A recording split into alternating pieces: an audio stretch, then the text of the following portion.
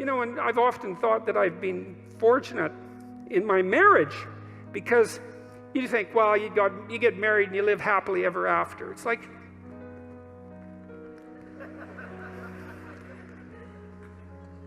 that's not it, is it? You don't want that even. What do you want? You want your partner to do just all she's going to do is sprinkle rose petals in front of you, right? And pat you on the back of the head and tell you how wonderful you are constantly, day after day. Man, you'd be so sick of that after maybe it'd take a month. But let's say 2 weeks. Because she should be more on the side of who you could be than on the side of who you are. And if she's deluded enough or terrified enough to worship you in your current form, then, well, that doesn't say much for her. And it certainly isn't very helpful for you. You want someone that's going to get in the way now and then, and to contend with. And I've been fortunate in my marriage because I have someone to contend with. We have our discussions, and they're not easy.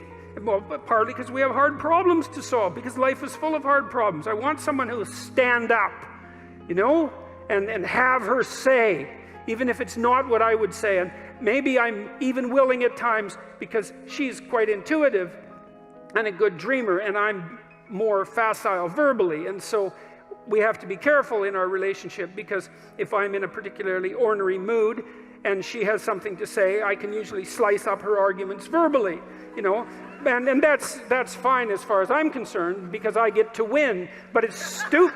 Well, it's stupid. It's, first of all, that doesn't mean I'm right.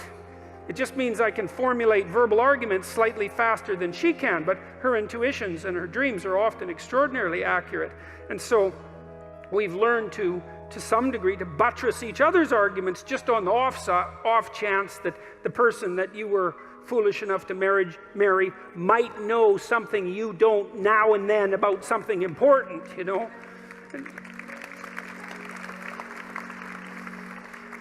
And so what do you want? Well, you want someone to contend with.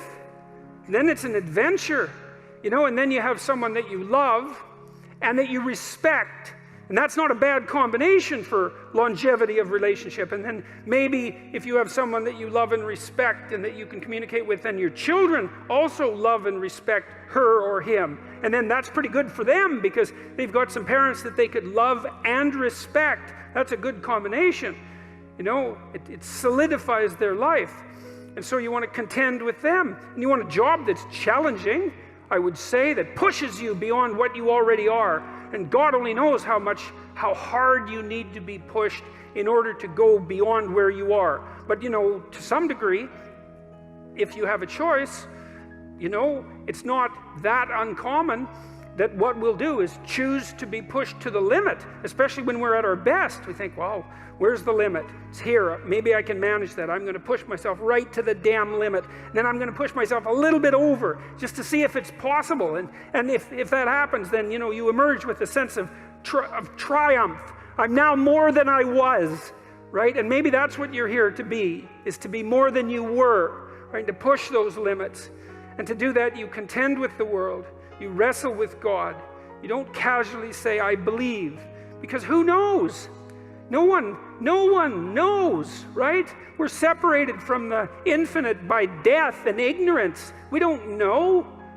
We contend, we wrestle, and in that maybe we find our destiny. At least we find our purpose. We find something that justifies us to some degree.